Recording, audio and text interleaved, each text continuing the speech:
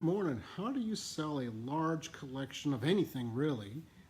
That's a question we get asked regularly. I inherited a collection of X, Y, or Z. How do we sell it? My name is Jason Roske. I own the Casey Auction Company, and this is Behind the Gavel with Jason. And we are excited to offer you this conversation this week and talk to you about the different ways that we have seen and used to sell all kinds of collections. Let me just try and share this on my page real quick. While I'm waiting for that, restart this. Oh, are we still going? All right, we're still going.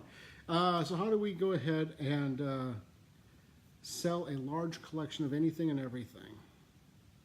One of the things that we talk about is, can you do it on your own? Of course, that's always an option. And there are many ways to do that, but how do you kind of get that going to begin with? What are some of the things you have to do to prepare for that? It's not as simple as I'm just going to sell it. You decide today to sell it and put it out there and go on with that. There's a lot of things you have to do to establish the proper processes and the proper methods to get that sold. And so what are those? And then we'll talk into different ways of selling and go on from there. So let's take, so you have a big collection. Doesn't matter if it's cigarette lighters, paintings, sterling silver, jewelry, whatever it is. First thing that we suggest and that we do here in-house is we separate the collection into meaningful genres or lots or areas of a collection. Even a collection of singular items will have different areas inside that collection that make sense. Let's talk about art. It could be by an artist. It could be the decade that he or she created it. It could be the style of the artwork. It could be the medium. It could be they did drawings, but they also did sketches. They also did paintings, they did portraits, they did academic studies, they did plein air, whatever it is, kind of break it into those areas. They kind of give you, take a bigger piece and make it into several smaller pieces. It's much easier to work with. It also gives you an idea as far as the quantity there. We just sold the John Douglas Patrick collection. There was 550 paintings roughly, hundreds and hundreds of drawings, and then related ephemera. So we separated those out, went through them, and it was much easier to process with an idea of what was in each. We could stagger the collection out in a way that kind of made sense. You want to also talk about condition. Obviously, some collections are pristine. We have a couple coming up that the goods look like they were made yesterday, even though they're 100 years old, 150 years old. They just collected really top quality, top condition pieces, and so it's not as big an issue. If it's a collection that your grandparents put together, your parents, and it's been residing in a basement for 20 years, 30 years, 70 years, whatever the case may be, the condition may not be as fresh and as clean as the collectors would like. So you have to keep that in mind and consider that as well when you are trying to determine the best ways to sell it. Thanks for everybody watching who's on. If you hit the like button, the share button, appreciate that. Let us know that you're there. If you have any questions, go ahead and post them during the video, and we'll try to answer them now. Or if we check these things regularly, you can always post a question at any given time. So let's say you've gone through and established what you have. You've kind of broken it into like pieces. You've taken, the old saying, how do you eat an elephant? How does a mouse eat an elephant? Well, one bite at a time. Condensing the collection into smaller pieces makes it easier to process it as a whole. You're able to look at how does each piece fit into the larger sum of the collection. So you've done that. Now how do you go about, what's the next step in getting the collection ready to sell? Well, you have to have some sort of an idea of the value, and there are many ways to establish the value. You can hire an appraiser, come in and appraise the works. And there's several different values of appraisal: insurance value, replacement value, fair market value, liquidation value. Even in the antiques and art world, those all have different have different values and data points. And so you want to make sure you clearly define to your appraiser what you're looking to accomplish. What's the reason for the appraisal? And oftentimes that can actually affect the cost of the appraisal. If you're looking to get something sold, that's a different value structure basis, and the depths of work that an appraiser needs to do to establish a fair market value is different, and there's not as much there's not nearly the rigorous demands of an insurance appraiser coming in afterwards and saying, Well, why does this, you said this is worth X, Y, and Z. Why did you say that? If you're just looking to get a value to establish, a range of what it might sell for, that's usually a little bit less intensive inspection and investigative work. And usually the cost goes down a little bit for you on that. Other ways you can do the research yourself. You can check eBay sold listings. You can, ArtNet, Live Auctioneers, High Bid. They all have some degree of past sales results history available. Some are free. Some you have to pay a subscription fee to. Depends on, again, what you're looking to get accomplished and why and how big of a collection. If you're only looking at doing one or two pieces, it might make sense to pay a subscription fee on a piece-by-piece basis. If you have hundreds of pieces, that could get more pricey and more expensive. And of course, in a large collection, you'll probably have, could easily have hundreds of similar items. Talking to an auction house or an estate sale company, those are probably the most effective and efficient ways. Unless you have a lot of time to devote to it on yourself, hiring a professional to do it is going to make your life much easier. Of course, you want to know who you're talking to. Make sure that they understand the assets that you have to sell and that they understand how best to market it and that they have some sort of buyer base in play already. I looked at a collection of this morning of old industrial, restaurant, hotel type things in a huge warehouse here in Kansas City, and we absolutely could sell it, but we're not the best option for that client, potential client. And we told them flat out, one of the other companies that you've spoken with this week or the last couple of weeks is a better fit for you because they have a buyer base already, and it's much easier for them to market the asset effectively than for us.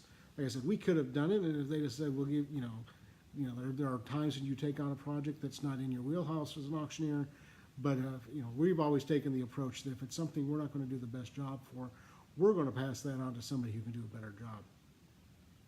And you want to make sure that whoever you're talking to has that same type of attitude. It's easy to fall in the trap while you're an auctioneer. You can sell anything. The reality is that every asset class is different and has a different set of not rules but parameters. And so you want to talk to somebody and make sure they understand the language, understand the lingo, understand the ins and outs of whatever type of asset that you're selling. So at this point, we've talked about, why you're selling it, how to kind of value it.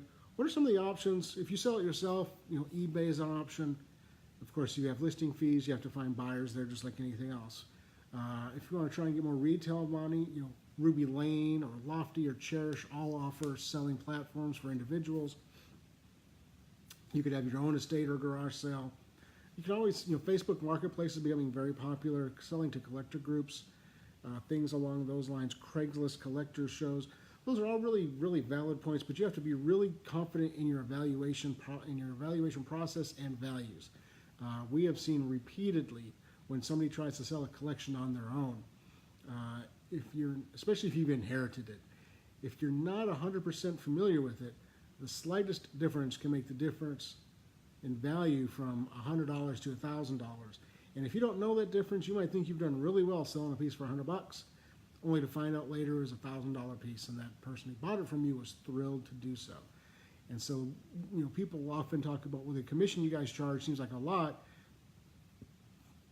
and it might be depending upon what the person's time is worth.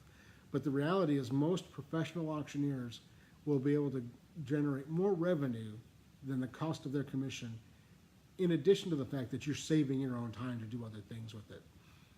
So if you're selling your own, you want to make sure you've really done a really fantastic job of researching and understanding the values.